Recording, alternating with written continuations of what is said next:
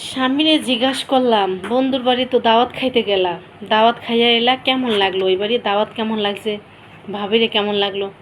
তো বলতেছে, এত মজার মজার খামন, এই কি ভোলা যায়? আর এই আর কি কোনো ভাগ দেওয়া যায় মানুষেরে? আর সবচেয়ে বড় কথা, শোনো একটা কথা বলি। আমি বলছি, কি বলো?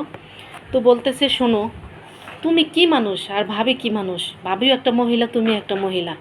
ভাবি এত সুন্দর সাইজে গুজ্জে পরিপাটি হইয়া থাকে, চুলগুলো দেখতে শুনতে সেই, আর ড্রেসগুলো কি জানো, সব সময় মনে হয় আয়রন করা, তারপর হলে যে মাঠার দেওয়া, কত সুন্দর।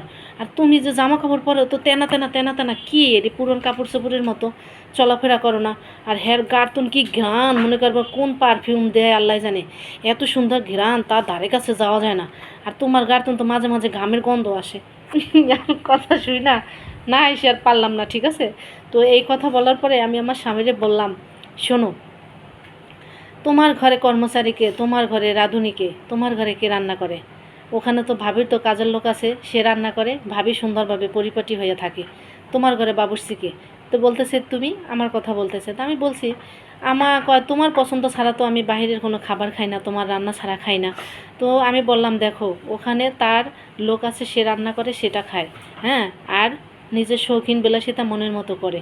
আর আমি তো পারতেছি না, আমার ডেলি 4 থেকে 5 ঘন্টা রান্নাঘরে দাঁড়াই থাকতে হয়। তোমার যত পছন্দের খাবার এগুলো আমি রান্না করি, বাচ্চা কাছে স্কুলে দিয়ে আসি, নিয়ে আসি। তারপরে তোমার পোশাক আশাক যেটা ধোয়া লাগবে, ইস্ত্রি করা লাগবে, এগুলো সব আমি করি, ঠিক আছে?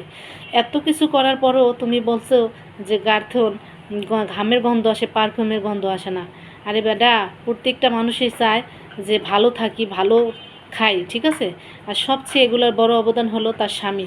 স্বামী যেইভাবে রাখবে, স্ত্রী কিন্তু সেভাবেই থাকে, ঠিক আছে? কাল থেকে আমিও রান্না করবো না, তুমি একজন রাইখা দাও রাঁধুনি, তো দেখবা আমার গার্তন কত পারফিউমের গ্রান আসে।